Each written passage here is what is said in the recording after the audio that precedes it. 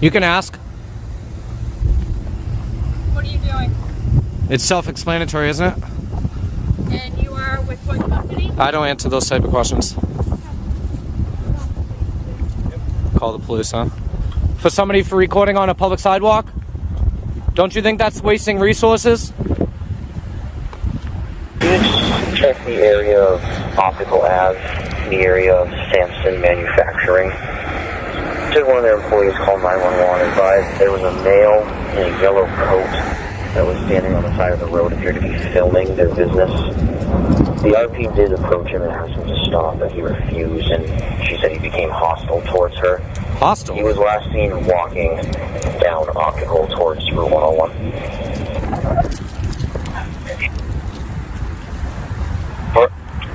There it is. Hostile. I was in no shape or form being hostile.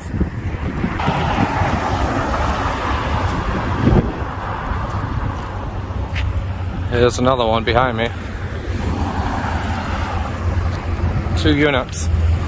This first clip immediately highlights a growing tension in public spaces. The clash between constitutional rights and personal discomfort. The individual is standing on a public sidewalk, recording, something that is generally protected under the First Amendment. Yet the reaction from the caller escalates quickly to involving law enforcement. The key word used in dispatch is hostile, and that word alone can shape how officers approach a scene. When police arrive expecting aggression, their posture, tone, and mindset often shift into defensive mode before they even assess the facts. From what we see, there is no visible threat. Only a disagreement over filming. This situation raises an important question about how society responds to activities that are lawful but unfamiliar. Many people equate being recorded with wrongdoing, even though filming in public is legal in most jurisdictions. The larger issue here is perception versus reality. Discomfort does not equal criminal behavior. When police are called over protected activity, it not only consumes public resources, but also sets the stage for unnecessary confrontation. This clip shows how quickly a simple act can be framed as suspicious, and once that narrative is established, it becomes difficult to reset the tone of the encounter.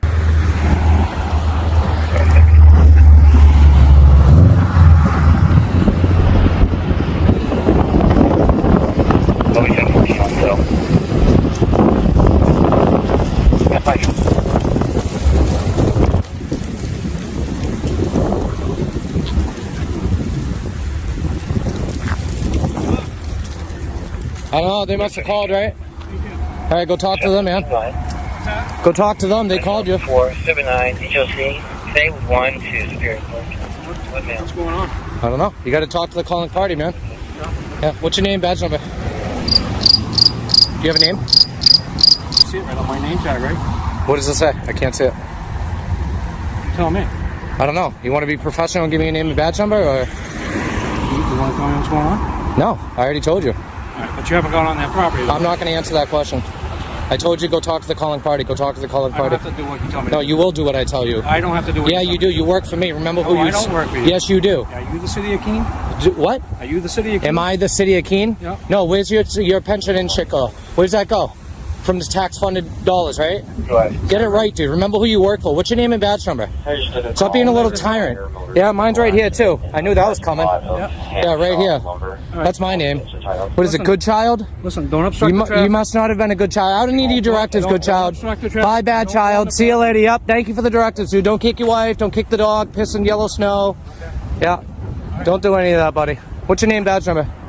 In this clip, the tension shifts from suspicion to ego. The auditor asks for the officer's name and badge number, a reasonable request when interacting with public officials. However, the exchange quickly becomes confrontational when the phrase "you work for me" is introduced. While it is technically true that public servants are funded by taxpayers, the way that statement is delivered dramatically affects how it is received. Tone matters. When authority feels challenged, especially in public, defensiveness can override professionalism. On the other other side, the auditor appears focused on accountability and transparency. The problem is that neither side attempts to de-escalate. Instead of calmly identifying himself and setting a professional tone, the officer reacts in a way that fuels the tension. This moment becomes less about the original complaint and more about control and dominance. Power dynamics and public interactions are delicate. Officers are expected to maintain composure even when provoked because they represent the institution. Civilians, meanwhile, often push boundaries to test that professionalism. When both sides prioritize pride over communication, the encounter becomes adversarial. This clip demonstrates how quickly an interaction can shift from a routine inquiry into a personal standoff, simply because neither party steps back to reset the tone.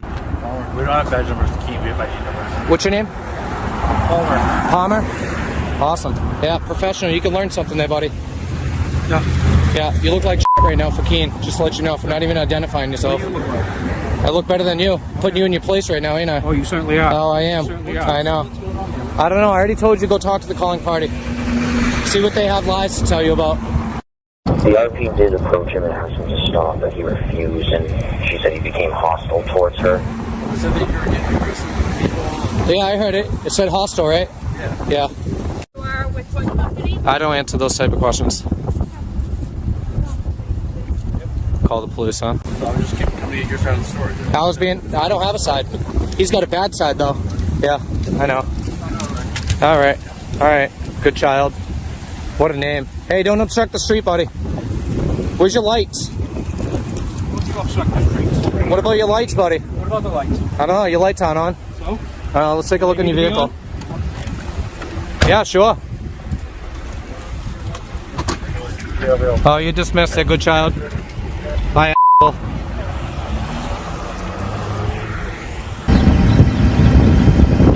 Can you explain why you're filming out in front of our business, please? Don't tell me to shush. How about you explain yourself?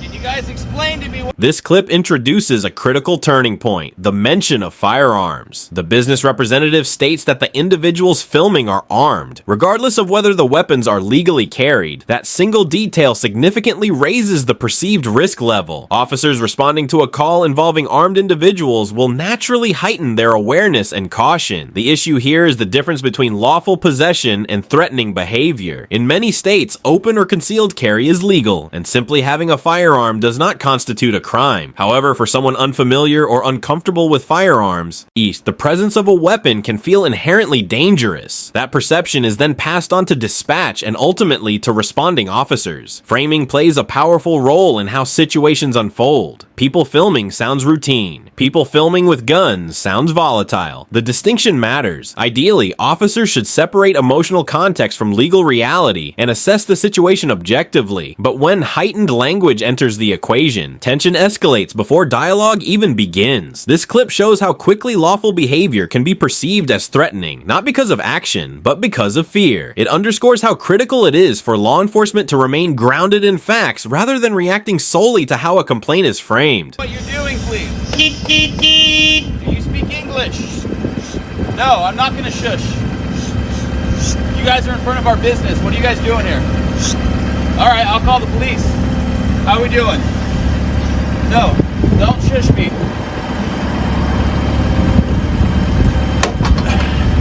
What are we doing here? What is all this? Can you talk? Can you talk and not shush? No shushing. Is this like a YouTube thing you guys are doing or something? I'm not going to be shushed. This is a place of business. You guys are blocking our entrance. We have semis that come through here. Is there something I can help you out with? You guys with the company?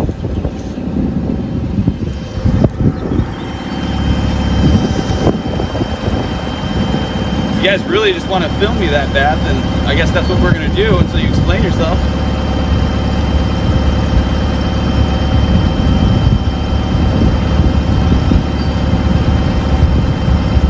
Are you guys with somebody? Do you have... Shushing me is not going to get you fucking shit. You guys need to explain yourself to me, please. Alright.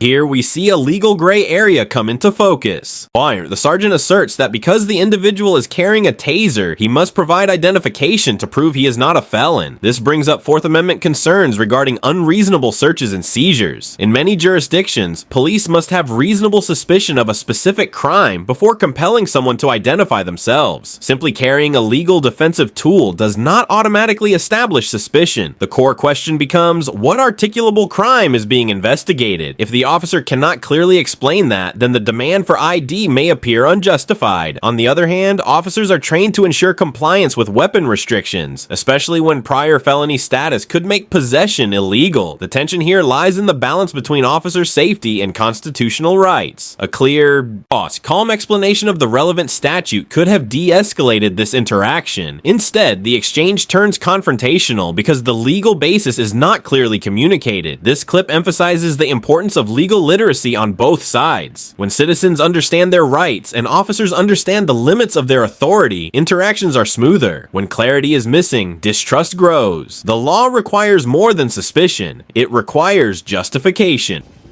What's going on, guys?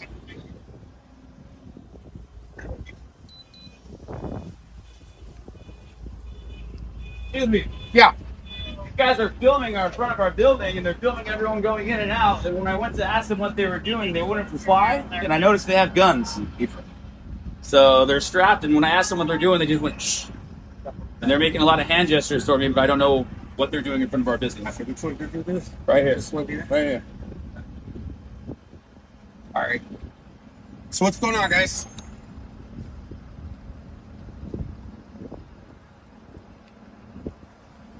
I don't ask questions. Hey, man. What's up? To have a taser, you can't be a felon, so I need to see some ID. Hello? To have a taser on your person, you can't be a felon, so I need to see some ID. Do you hear me, sir? You focus here. I'm coming here. Yeah. You have your ID on you? You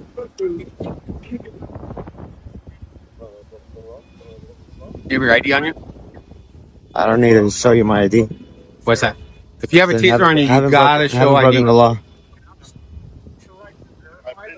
This segment centers on a common but complex dispute, whether the individuals are standing on private property or within a public easement. Many commercial properties include publicly accessible areas near sidewalks and entrances, but determining exact boundaries often requires verification. The officer confidently states it is private property, all while the auditor insists it is a public easement. The issue is not just who is correct, it is how certainty is presented without visible verification. Authority carries weight, and when officers make firm declarations, the public assumes accuracy. If that declaration is incorrect or uncertain, credibility is weakened. Ideally, property lines should be confirmed through official records before threatening trespass enforcement. Instead, the discussion becomes argumentative rather than investigative. This highlights a broader issue in public encounters, when disagreements over technical details become ego battles instead of fact-finding exercises. The solution would have been simple: verify first, assert second. When authority appears dismissive of nuance, citizens become more resistant. This clip illustrates how quickly legal uncertainty can escalate into confrontation when clarity is replaced by assumption. I played a bit. Back up, man. Back up.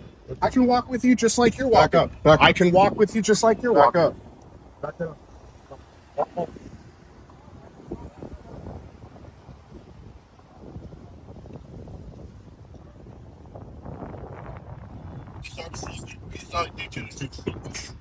What a disgrace, man. Look at this guy. Not a single. Not. And if I act like a felon, that's a felon. And he's a sergeant? Wow. Wow. Treated you like anything. How long have you been mistreated? Asking for your identity, how you mistreated? Do you have an exposed weapon? Well, There are criteria. Have you been searched? Have you been searched?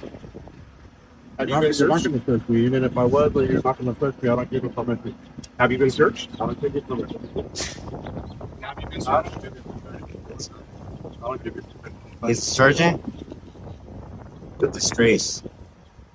At this stage, the interaction deteriorates into personal insults. The auditor becomes openly hostile in language, while the sergeant maintains a sarcastic calm. Even if the officer remains outwardly composed, sarcasm can subtly escalate tension rather than diffuse it. Public officials are held to a higher standard precisely because they carry institutional authority. When civilians become disrespectful, officers are expected to maintain professionalism. That expectation is not about superiority, it is about responsibility. Leadership positions demand restraint under pressure. This clip demonstrates how easily a legal disagreement can devolve into a personal feud. Once insults replace arguments, the original issue becomes secondary. The focus shifts to winning rather than resolving. In public interactions, emotional discipline is critical. Authority without composure appears fragile. Likewise, rights exercised without civility appear provocative. The breakdown here is mutual, but the institutional burden rests heavier on the officer. The badge represents more than the individual wearing it. When interactions spiral into mockery or contempt, public trust erodes. This clip serves as a reminder that professionalism is most visible not when things are calm, but when they are heated.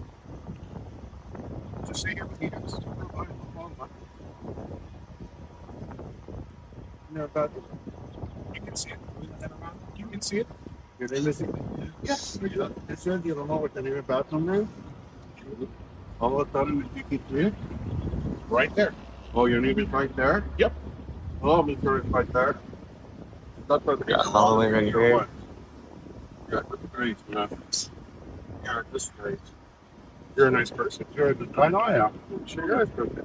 Do you understand that having a weapon on you, there are limitations I to don't somebody care. being able to And carry a if weapon? I was the felon, then I probably wouldn't be Do carrying you a weapon. understand? Do you understand that law? I don't give a shit. You I don't understand that care law? what you have to say about Hey, anything. man. you're out here doing your audits. That's fine. Yeah, well, but you then also good have job. to be within the law, Oh, good.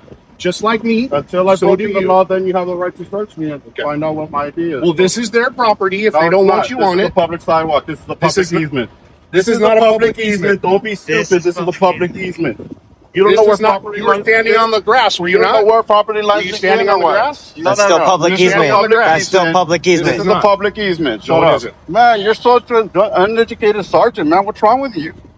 This is the way you treat the people just to try to get How an have you ID? been mistreated? Get the hell out of here, man. Explain to me your You're a mistreatment. disgrace. Can You're you a explain disgrace. to me You're your trying to make up mistreatment? all this shit. Nobody Just made to up get my ID. anything. Oh, now you're on your trespassing. Shut Nobody the hell made up. anything Get out up. of here, man.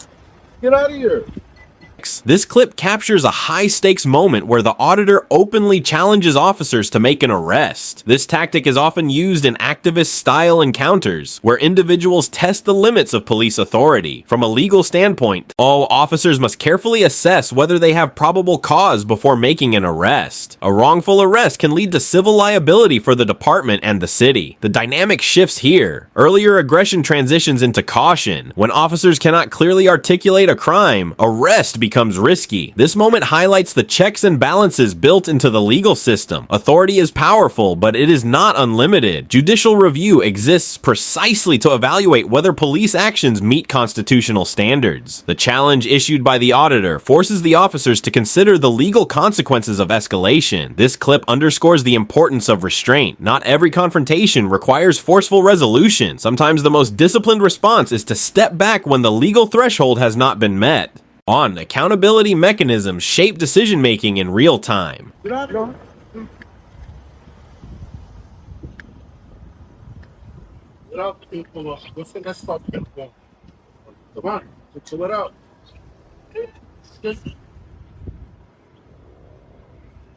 You go check with the RP. Yep.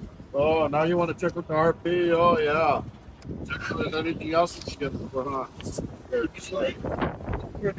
Other one. This is see, you're a strict one. You're a disgrace. You're a disgrace. You're a disgrace. Okay. And if you force me to ID, you're violating my rights, man. I'm just letting you know right now. Thank you for letting me know. I'm letting you know. I I'm letting you appreciate know. that. You're on notice, man. Thank you for the You're on notice. You're on notice. You're on notice. You're on notice. Okay. Idiot. Yes, you. And Why do you feel the need to insult me? Because you're an insult to life, man. You're an I'm an insult to insult the to human life? race, man. You're an insult. I'm an insult to You're life an insult and to the that human race. uniform, man. Yep. You're an insult to whoever fucking stripe you have on your fucking badge right there, man. You're an insult. You are a very polite person. And you're an insult. Thank you for that.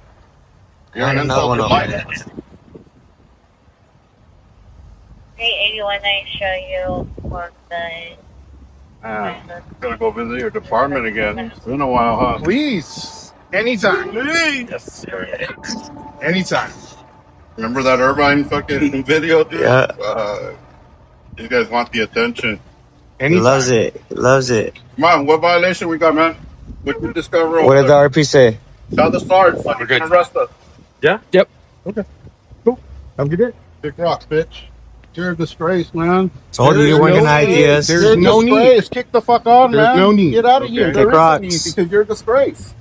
Look at you trying to fucking come up here, parse your orders, get my ID. And when you fail, you want to go ahead and try to see what crime you can get us for. You're a disgrace. It's a walk of shame right here. A walk of shame. McDonald's.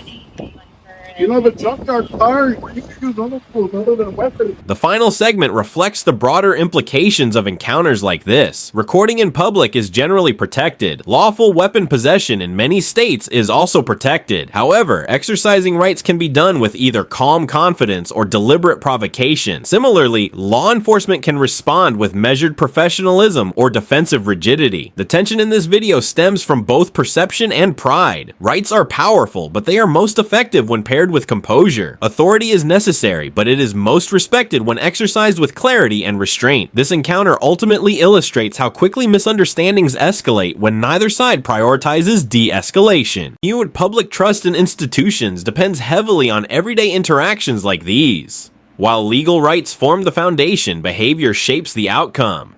Knowledge without discipline leads to conflict. Authority without humility leads to resistance. The larger lesson is not about who won the argument. It is about how easily confrontation replaces communication when ego enters the equation.